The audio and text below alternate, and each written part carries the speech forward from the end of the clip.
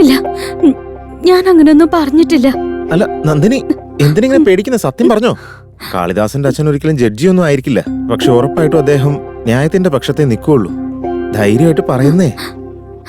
അത് നന്ദിനി, എന്തെങ്കിലും പറയാനുണ്ടെങ്കിൽ ഒന്ന് വേഗം പറയ്. അതെ, എന്തിനാ നിങ്ങളിങ്ങനെ ബഹളം വെക്കുന്നേ? നിങ്ങളിങ്ങനെ ബഹളം വെക്കുന്നുണ്ടോ നമ്മുടെ വീട്ടിലുള്ള എല്ലാവരും അവരുടെ മനസ്സിലുള്ള കാര്യങ്ങൾ പുറത്തു പറയാതെ നീറിക്കൊണ്ടിരിക്കുന്നേ? ഒന്ന് പതുക്കെ സംസാരിക്കാം, അമ്മ കിടന്നുറങ്ങുക. മോളെ, നീ പറഞ്ഞിനി. അത് പിന്നെ എന്റെ ചെറുപ്പം മുതലേ. No no no no no, ആരോ നിന്നെ തെറ്റിദ്ധരിപ്പിച്ചിരിക്കുക. നല്ലതേതാ ചീത്തയേതാണെന്നും നിനക്കൊരു ബോധമില്ല. അതെ, നിങ്ങളീ പറഞ്ഞിട്ട് എങ്ങോട്ടേ കാട് കയറുന്നേ? അയ്യോ വേണ്ട, നിങ്ങളുടെ മകനെ കൊണ്ട് കെട്ടിക്കാം, എന്റെ മകൻ അതിനുള്ള യോഗ്യതയില്ല അല്ലേ? ഞാൻ അങ്ങനെയല്ല ഉദ്ദേശിച്ചത്. ഇനി താൻ കൂടുതലൊന്നും പറയണ്ട. ആ നന്ദിനിയുടെ മനസ്സ് മാറ്റി നിങ്ങളുടെ മകനെ കൊണ്ട് കല്യാണം കഴിപ്പിക്കണമെന്ന് ആഗ്രഹിച്ച ആളാണ് ഞാൻ. നിങ്ങൾ ഇത്രയും തരം താഴ്ന്ന് സംസാരിക്കുന്നു. പറയുന്ന കേക്ക്.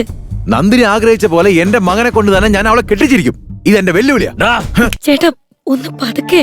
നീ ഇനി അധികം സംസാരിക്കണ്ട, മിണ്ടാതിരുന്നാ മതി. ആരോട് എന്താ സംസാരിക്കണ്ടെന്ന് വല്ല ബോധമുണ്ടോ നിനക്ക്? അതെ, എനിക്ക് ഇപ്പോഴെല്ലാ കാര്യങ്ങളും മനസ്സിലായത്. തമ്മി തല്ലി പിരിയണ്ടല്ലോ എന്ന് കരുതി മര്യാദയ്ക്ക് ഞാൻ സംസാരിക്കുമ്പോ ബഹളം വെച്ച് എല്ലാരെയും ഭയപ്പെടുത്തി ഇവിടെ അഭിപ്രായം പറയാനുള്ള സ്വാതന്ത്ര്യം പോലും ഇല്ലാതാക്കിയില്ലേ? ഇനി ഇതിവിടെ ഞാൻ സമ്മതിക്കില്ല. വെറുതെ ആവശ്യമില്ലാതെ ബഹളം വെച്ച് പ്രശ്നം ഉണ്ടാക്കരുത്. അമ്മാവനതൊക്കെ കേട്ട് സഹിച്ച് മിണ്ടാ നിക്ക. നീ പറഞ്ഞു വരുന്നെന്താ? അവർക്ക് ദേഷ്യം വന്ന് എന്നെ അടിച്ചങ്ങ് കൊന്നുകളയുന്നോ? ദേ ഹരി, നിന്റെ സംസാരം കുറച്ച് ഓവറാകുന്നുണ്ട്. അതെ, ആ കുട്ടിക്ക് എന്റെ മകനെ ഇഷ്ടമായിന്ന് തുറന്നു പറഞ്ഞ സ്ഥിതിക്ക് നിങ്ങൾ സന്തോഷമായിട്ട് അവരുടെ കല്യാണം നടത്തി തരുമെന്നോ വിചാരിച്ചേ? പക്ഷേ അച്ഛനുമായി രാമദാസിനുള്ള ആത്മബന്ധം കണ്ടപ്പോ നിങ്ങളുടെ തനി സ്വഭാവം നിങ്ങൾ ഇറക്കി. വെറുതെ ആവശ്യമില്ലാത്ത സംസാരിക്കാൻ നിൽക്കണ്ട. ഞാൻ ഇനിയും പറയും. ഇപ്പൊ ഒരു കാര്യം ഉറപ്പാ, മൊത്തം സ്വത്തും നീ ഒറ്റയ്ക്ക് അങ്ങ് അമക്കാന്ന് വിചാരിച്ചിരിക്കല്ലേ?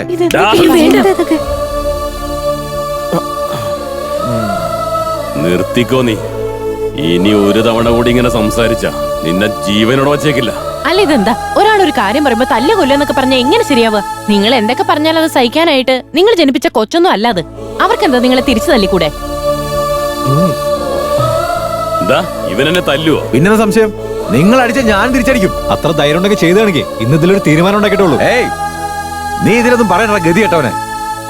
ചെറിയച്ചാ, നിങ്ങൾ സൂക്ഷിച്ച് സംസാരിക്കണം. വെറുതെ വായിത്തൊന്ന് വിളിച്ച് പറയരുത്. എന്താടാ എല്ലാവരും കൂടി ഒരുമിച്ച് നിന്ന് എന്നെ പുറത്താക്കാനുള്ള പരിപാടിയാണല്ലേ? അച്ഛനൊരു വാക്ക് പറഞ്ഞാൽ മതി, എല്ലാത്തിനെയും വെട്ടി കണ്ടെന്നുണ്ടാക്കും ഞാൻ. നിങ്ങൾക്ക് എല്ലാവർക്കും പണത്തിനോടുള്ള ആർത്തിയാ. പണത്തിനുള്ള ആർത്തി എനിക്കല്ല, നിങ്ങൾക്കാ. വേറെ ആർക്കുമില്ല, നിങ്ങൾക്ക് മാത്രമേ ഉള്ളൂ. അവളുടെ സ്വത്തുക്കളെല്ലാം ഒറ്റയ്ക്ക് തട്ടിയെടുക്കാനുള്ള പ്ലാനല്ലേ നിങ്ങൾക്ക്? അതെ, ശരി. എന്നാ പിന്നെ നമുക്ക് എല്ലാവർക്കും ഒരു തീരുമാനം എടുക്കാം. നന്ദിനി ഇനി എന്റെ മകനും കല്യാണം കഴിക്കുന്നില്ല, നിന്റെ മകനും കഴിക്കുന്നില്ല. നന്ദിനിയും രാമദാസും തമ്മിലുള്ള കല്യാണം നടക്കണം. എന്ത് ഭ്രാന്തായി പറയുന്നത്? ആ നിൽക്കുന്ന നന്ദിനി എന്റെ ഈ മകനെയാ സ്നേഹിച്ചുകൊണ്ടിരിക്കുന്നത്. അതുകൊണ്ട് അവൾ ഇവനെ തന്നെ കിട്ടുകയും ചെയ്യും. ഇപ്പൊ പണത്തിനോടുള്ള ആർത്തി ശരിക്കും ആർക്കാണെന്ന് എല്ലാവർക്കും മനസ്സിലായില്ലേ? നിശ്ചയം കഴിഞ്ഞിട്ടും എന്റെ മകനായിട്ടുള്ള കല്യാണം വേണ്ടെന്ന് വെച്ചു. ഇപ്പൊ രാമദാസുമായിട്ട് കല്യാണം നടത്താന്ന് പറഞ്ഞപ്പോ എന്റെ മകനെ അവൾക്ക് ഇഷ്ടമാണ്, അവനുമായിട്ടുള്ള കല്യാണം നടത്തണമെന്ന് പറയുന്നു. പണത്തോടുള്ള ആർത്തി ആർക്കാന്നാ ഇപ്പൊ നീ തന്നെ ശരിക്കും ഒന്ന് ആലോചിച്ച് നോക്ക്. ഇനി ഒന്നും വേണ്ട, നിർത്തിക്കോ. ഞാൻ പറഞ്ഞു നടക്കും. 16-ാം ദിവസം ചടങ്ങുകളൊക്കെ കഴിയുമ്പോ നിങ്ങൾക്ക് നിങ്ങളുടെ വഴി, എനിക്ക് എന്റെ വഴി. അതിനെ 16 ദിവസത്തിന്റെ ആവശ്യമൊന്നുമില്ല. ഇന്ന് ഈ നിമിഷം തന്നെ എല്ലാം അവസാനിച്ചു. ഇനി ഞാൻ വേറെ, നിങ്ങൾ വേറെ. എന്റെ അച്ഛന്റെ ദേഹത്ത് കൈവച്ചനുണ്ടല്ലോ. വേണ്ട, എല്ലാവരും ശ്രദ്ധിച്ചു കേട്ടോ. 16-ാം ദിവസം ചടങ്ങുകളൊക്കെ അവസാനിക്കുമ്പോ രാമദാസും നന്ദിനിയുമായിട്ടുള്ള വിവാഹം ഇതേ വീട്ടിൽ വെച്ച് നടത്താൻ പോകും. അയ്യോ, എനിക്ക് വേണ്ടി നിങ്ങൾ രണ്ടുപേരും കൂടെ അടികൂടൊന്നും വേണ്ട. അയ്യോ, അരുത് വല്യച്ഛ, അരുത്. അത്രയും സ്വത്തൊക്കെ ഉള്ള ഒരു കുട്ടിയെ ഒരിക്കലും എന്നെ കൊണ്ട് മെയിൻറ്റെയിൻ ചെയ്യാൻ പറ്റില്ല. അതുകൊണ്ടാ. വേണ്ട വല്യച്ഛ, വേണ്ട. എനിക്ക് വേണ്ട. നല്ലത് നടക്കാൻ വേണ്ടിയാടാ വല്യച്ഛൻ ഇങ്ങനെ സംസാരിക്കുന്നത്. നീ ഒന്ന് സമ്മതിക്കുമോ? അതുകൊണ്ടല്ലേ എനിക്ക് പേടിയാണ്. വീണ്ടും ആലോചിക്കുന്നത്. ഇവരൊക്കെ ഇത്രയും പറയുന്നില്ല, നീ സമ്മതിക്കടാ മോനെ. കാരണവന്മാരുടെ വാക്ക് ധിക്കരിക്കാൻ പാടില്ല. സമ്മതിക്കും മോനെ. ശരിയെന്നാ. അതെ അതെ, എനിക്ക് ഇഷ്ടമല്ലാത്ത ഈ മഹാഭാഗ്യത്തെ നിങ്ങളുടെയൊക്കെ സ്നേഹത്തിന് മുമ്പിൽ വെച്ച് ഞാൻ ഉൾക്കൊള്ളാം വലിയച്ഛ. ശരിക്കും മോനെ. എന്നെ അനുഗ്രഹിക്കണം വലിയച്ഛ. നന്നായി വരട്ടെ മോനെ. മോനെ, നീ പൊളിച്ചടിക്കടാ. ചോട്ടാ ഭീം, ഒന്നിങ്ങോട്ട് മാറിയുന്നേ.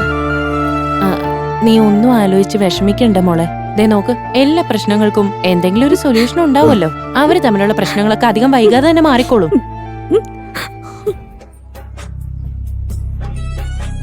അവിടെ വെച്ചൊരു പ്രശ്നം ഇല്ലാതിരുന്നെങ്കിൽ ഇപ്പൊ അവൾ എന്റെ സ്വന്തം ആയേനെ. ഈ പരനാലുകൾ എവിടെ വന്നിരിക്കണം? കാര്യം എന്താടാ? ഓ ഇരിക്കുന്നവന്മാരെ നോക്കടാ. അച്ഛനെ കേറി രണ്ടെണ്ണം പൊട്ടിക്കട്ടെ. നീ വാടാ. വേണ്ട ഇപ്പൊ ഒന്നും ചെയ്യണ്ട. തൽക്കാലം ആവശ്യമില്ലാത്ത പ്രശ്നമൊക്കെ നിൽക്കണ്ട. ഡാ എന്താടാ തന്തയ്ക്ക് പറഞ്ഞവനാണെങ്കിൽ ഒന്ന് കളിച്ചു നോക്കടാ നീ. പൊന്ന മോനെ തന്തയ്ക്ക് വിളിക്കണ നിന്നൊന്ന് മട എന്റെ കൈണ്ടായിരിക്കടാ. ഒരുപാട് പൊളക്കല്ലേ. സ്വാമിജി അന്ന് പറഞ്ഞതൊക്കെ സത്യമാണെന്നുണ്ടെങ്കിൽ ഇന്ന് നിന്റെ ശാപം ഇവിടെ വീഴ്ത്തിട്ടേ ഞാൻ പോവുള്ളൂ. ഒന്നല്ലടാ രണ്ട്. നിന്നെ മാത്രമാക്കുന്നില്ല, നിന്റെ അച്ഛനെ കൂടെ ശവം എടുത്തേക്കാം. എന്റെ അച്ഛൻ ഏതവനോട് അവിടെ അലമ്പുണ്ടാക്കുന്നേ?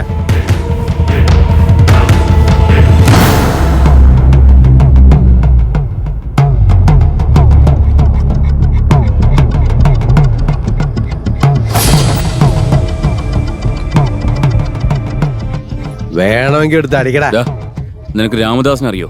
ഓ, എനിക്ക് സ്വാമിജി വേഷം തന്ന ആളല്ലേ. പെർഫോമൻസ് ഒക്കെ പക്കയായിരിക്കണം. ഡയലോഗില് നല്ല പഞ്ച് വേണം എന്നൊക്കെ പറഞ്ഞിട്ട് പൈസ മാത്രം പക്കയായില്ല. എടുത്ത പണിക്കുള്ള കൂലി കിട്ടണ്ടേ? അങ്ങനെ മാറിയേക്കടാ. എന്താ ഇവിടെ ഒരു ബഹളമൊക്കെ? എന്താടാ വീട്ടിൽ കിടക്കുന്ന ബെഡ്ഷീറ്റ് ഒക്കെ എടുത്തിട്ടാണല്ലോ വന്നിട്ടുള്ളത്? അത് വേറെ ഒന്നല്ലടാ, കഴിഞ്ഞ പൊങ്കലിനൊരു ഷർട്ട് തയ്ക്കാൻ വേണ്ടി കൊടുത്തതാ ഞാൻ. ആ നാറ് ഈ അടുത്തെങ്കിലും തയ്ക്കില്ല, അതുകൊണ്ട് ഇങ്ങനെ എടുത്തിട്ട് പോന്നതാ. ഇതാവുമ്പോ ഒരു പുതപ്പായിട്ട് നമുക്ക് ഉപയോഗിക്കാലോ, നല്ല കാറ്റും കിട്ടും. ഓ എന്താടാ മുട്ടത്തലയാ, ഫുള്ളടിച്ച് തീർക്കുമെന്ന്. ഇതൊക്കെ ഏതവന്മാരാ? എല്ലാം നമുക്ക് വേണ്ടപ്പെട്ട ആൾക്കാരാ. അല്ല, നിങ്ങൾ രണ്ടിനും ഞാൻ എവിടെ കണ്ടിട്ടുണ്ടല്ലേ? നിങ്ങള് ആ ജംഗ്ഷനിലെ ബാറിലെ സപ്ലയേഴ്സ് ആയിരുന്നാ?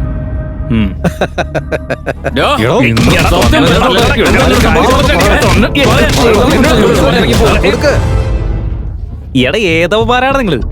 എന്നെ ഇങ്ങനെ എടുത്തിട്ട് അടിക്കുന്നത് എന്തിനാ? ഞങ്ങൾ ആരാണെന്ന് നിനക്ക് അറിയില്ല അല്ലേ? ഇതിനു വേണ്ടിയായിരുന്നാ നിങ്ങളെല്ലാരും കൂടി തല്ലിയേ? തല്ലുന്നതിന് മുമ്പ് ഒരു വാക്ക് ചോദിച്ചാ പോരായിരുന്നാ? സകലത് ഞാൻ തന്നെ പറഞ്ഞു തരായിരുന്നല്ലോ. നീ എന്നോട് മര്യാദക്ക് വന്നിരുന്നെങ്കിൽ ആ രാമു അവിടെ ഷൈൻ ചെയ്യാൻ നിക്കത്തില്ലായിരുന്നു. എല്ലാം നശിപ്പിച്ചിട്ട് വന്നിരിക്കുന്ന കണ്ടില്ലേ? വേണ്ട, ആവശ്യമില്ലാതെ എന്റെ മെക്കെട്ട് കയറുന്ന എന്തിനാ? ആട്ടുന്നവനെ വിട്ടിട്ട് ആട്ടുന്ന പാവാൻ അടിച്ചിട്ടെന്ത കാര്യം? സകല പരിപാടിയും ചെയ്ത തടിയനായിരുന്നു. എന്നെ ഒരു കാര്യം ഏൽപ്പിച്ച് ഞാൻ നല്ല വെടിപ്പായിട്ട് അങ്ങ് ചെയ്തു തീർക്കും.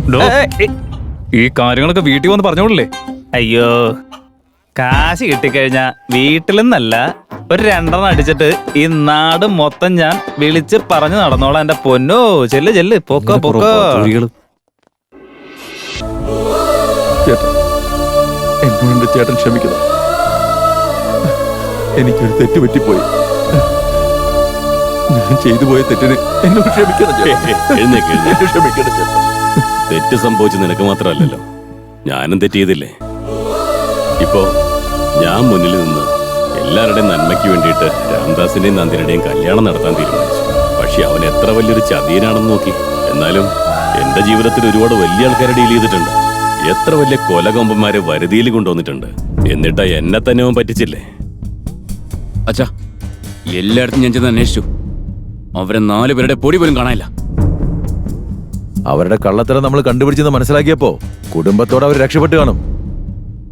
പുലി പിന്നിലേക്ക് പതുങ്ങുന്നുണ്ടെങ്കിൽ അത് മുന്നിലേക്ക് കുതിക്കാൻ വേണ്ടിയെന്നാ പറയാറുള്ളത്. എന്തൊക്കെയായാലും നാളത്തെ ചടങ്ങുകൾ അവസാനിച്ച് നമ്മൾ പോകുന്നത് വരെ നമ്മളെല്ലാവരും പ്രത്യേകം ശ്രദ്ധിക്കണം. അമ്മാവ, അവന്റെ കാര്യം ആലോചിച്ച് നിങ്ങൾ ടെൻഷൻ അടിക്കണ്ട. അവന്റെ കാര്യം എനിക്ക് വിട്ടേക്ക്. Be careful.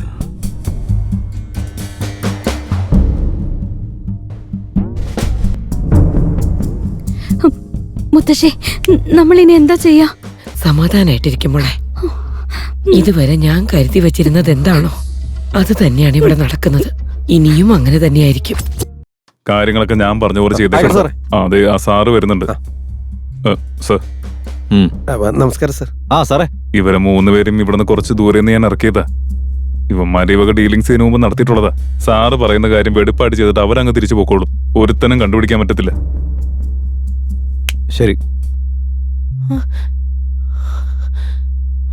അയ്യോ എന്റെ ദൈവമേ, നന്നായിട്ട് പഠിക്കണം, സമയത്തിന് ഭക്ഷണം കഴിക്കണം. ഇല്ല ചേച്ചി, മനസ്സിലായില്ലേ മോളെ?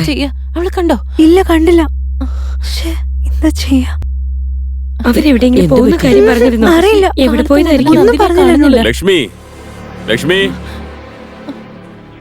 എടി ലക്ഷ്മി, അല്ലേട്ടാ അത് അവളുടെ മുതല കണ്ണീര് അവൾ ഇറങ്ങിപ്പോയതാന്ന് എനിക്ക് മനസ്സിലായിടി. അമ്മാവ അത് പിന്നെ ഡാ, മിണ്ടരുത് നീ. ഞാൻ എത്ര തവണ പറഞ്ഞതാ, എന്നിട്ട് എവിടെയായിരുന്നു? ഇപ്പൊ സമാധാനായില്ലേ? എനിക്ക് മനസ്സിലാവുന്നുണ്ട്, അവൻ ഇത്രയും ധൈര്യത്തിൽ കളിക്കുന്നുണ്ടെങ്കിൽ ആരോ അവനെ ഇവിടെ നിന്ന് സഹായിക്കുന്നുണ്ട്. എടാ പതുക്കെ ഇളക്കല്ലേ, പതുക്കെ നിലത്തിടല്ലേ, കൊണ്ടുപോ പതുക്കെ. പതുക്കെ ഇറക്കി പോയി. വിളിച്ച ഇവന് സകല സത്യങ്ങളും അറിയാം. ഡാ, എവിടെയാടാ അവര്? എവിടെയാ ഉള്ളതെന്ന് എനിക്കറിയാം, പക്ഷെ ഞാൻ പറയത്തില്ല. കാരണം എന്താ? ഞാൻ ബാറിൽ കയറി മര്യാദക്ക് സമാധാനമായിട്ട് അടിക്കുകയായിരുന്നു. ഇവന്മാരെല്ലാം കൂടെ ഒന്ന് ഹാഫ് ബോട്ടിൽ മദ്യമാണ് വെറുതെ ആക്കി കളഞ്ഞത്. പിള്ളേരെ ഇവനൊരു കുപ്പി കൊണ്ടു അതിന്റെ കൂടെ ഒരു ചില്ലി ചിക്കൻ ബോൺലെസ്, 2 മുട്ട പുഴുങ്ങിയതും, ബോട്ടി ഫ്രൈ പ്ലീസ്. പിടിക്ക്. ഇനി പറ. ഓ ബ്രാൻഡഡ്.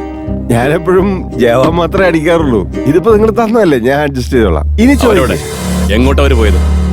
അവരുടെ കുടുംബക്ഷേത്രത്തിൽ പോയിട്ട് കല്യാണം നടത്തിക്കൊണ്ടിരിക്കുക.